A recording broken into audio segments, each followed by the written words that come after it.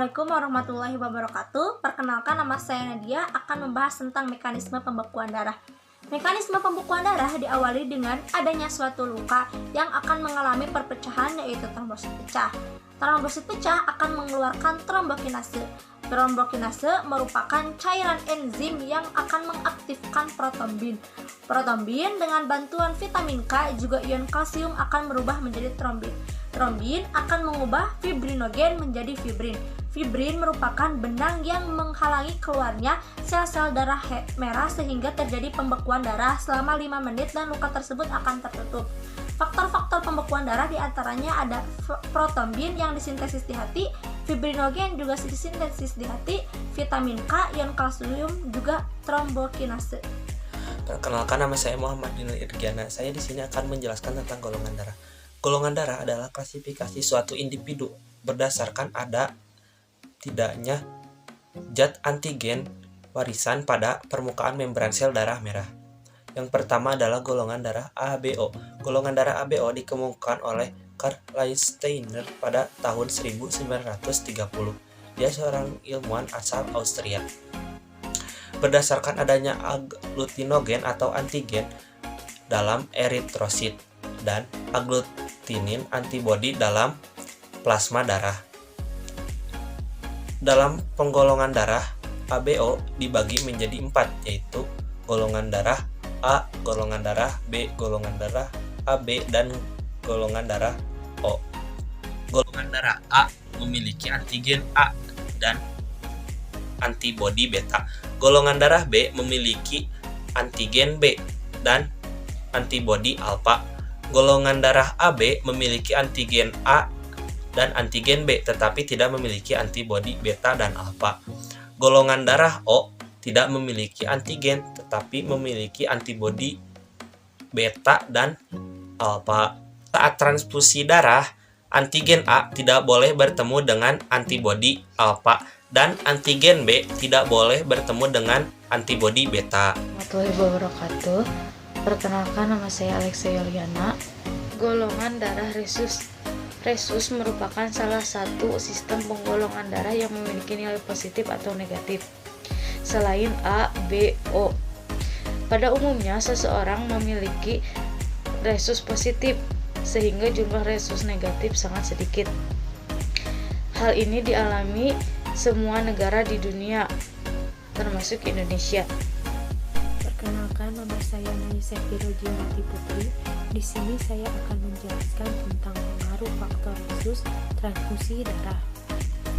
Pengaruh faktor resus pada transfusi darah. Jika seseorang memiliki darah RH resus negatif, diberikan darah dari donor RH resus positif, akan segera memproduksi agglutinin anti-RHD. Transfusi tersebut pada awalnya tidak membahayakan, tetapi transfusi darah RH selanjutnya akan mengakibatkan hemolisis sel darah merah donor karena agglutinin anti-RHD. Pada respisien yang terbentuk sudah banyak, hemolisis adalah pecahnya membran elektrolit sehingga hemoglobin terlepas bebas ke plasma darah. Akibatnya, ginjal bekerja harus lebih keras mengeluarkan sisa pecahan sel-sel darah merah tersebut. Kondisi ini bukan hanya menyebabkan tujuan transfusi darah gagal, tetapi akan mempengaruhi kondisi respisien. Kenalkan, nama saya Mutiara. Saya akan membahas tentang pengaruh faktor resus terhadap janin saat kehamilan dan uji golongan darah. Pengaruh faktor resus terhadap janin saat kehamilan. Faktor resus tidak berpengaruh pada kesehatan, tetapi perlu diperhatikan oleh pasangan ibu dan ayah dengan resus yang berbeda. Jika ibu memiliki darah resus positif dan janin yang dikandungnya memiliki resus negatif, perbedaan ini tidak menimbulkan masalah. Namun, jika ibu memiliki darah resus negatif dan si janin positif atau turunan warisan dari si ayah, tubuh ibu secara alamiah akan bereaksi membentuk zat antibodi anti-RHD untuk melindungi tubuh ibu sekaligus melawan benda asing atau antigen RHD darah janin.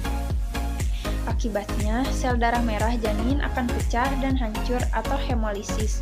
Kondisi ini dapat menyebabkan kematian janin di dalam rahim atau jika lahir, bayi menderita eritrobalosis fetalis, yaitu pembengkakan hati dan limpa anemia, penyakit kuning, dan gagal jantung.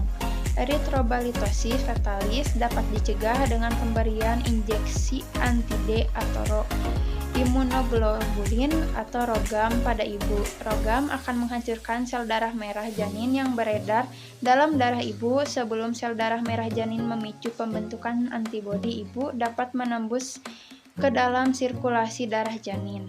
Hal tersebut akan membuat darah janin terlindungi dari serangan antibodi ibu. Injeksi rogam akan diulang pada setiap kehamilan selanjutnya. Uji golongan darah. Uji golongan darah dilakukan dengan menggunakan serum. Uji golongan darah sistem ABO menggunakan serum anti-A, anti-B, dan anti-AB. Sementara itu, uji golongan darah sistem RH atau Rhesus menggunakan serum anti-D atau anti-Ro. Analisis golongan darah dilakukan berdasarkan hasil reaksi penggumpalan darah terhadap jenis serum yang digunakan. Assalamualaikum warahmatullahi wabarakatuh. Perkenalkan, nama saya Selinda.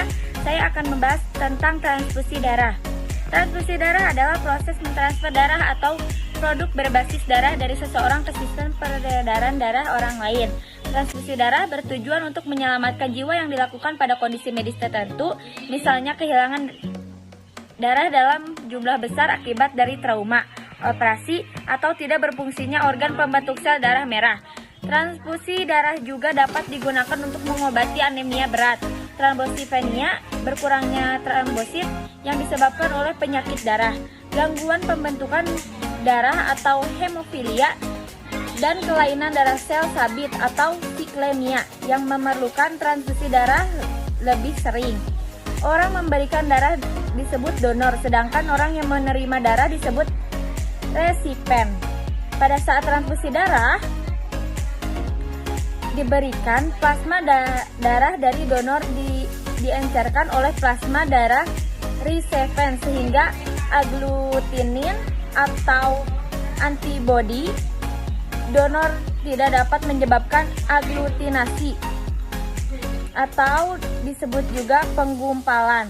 Namun aglutinogen atau disebut juga antigen pada sel donor sangat penting dalam transfusi. Jika golongan darah donor tidak cocok, aglutinogen atau disebut juga antigen pada sel donor sangat penting dalam transfusi. Jika golongan darah donor tidak cocok dengan golongan darah resipien, maka aglumen atau disebut juga antibodi dalam plasma darah resipien akan mengumpal sel darah merah donor. Akibatnya, pembuluh darah kecil akan tersumbat dan terjadi hemolisis yang akan melepaskan hemoglobin ke dalam aliran darah. Hemoglobin yang terbawa ke tubulus ginjal akan mengendap dan menutup tubulus.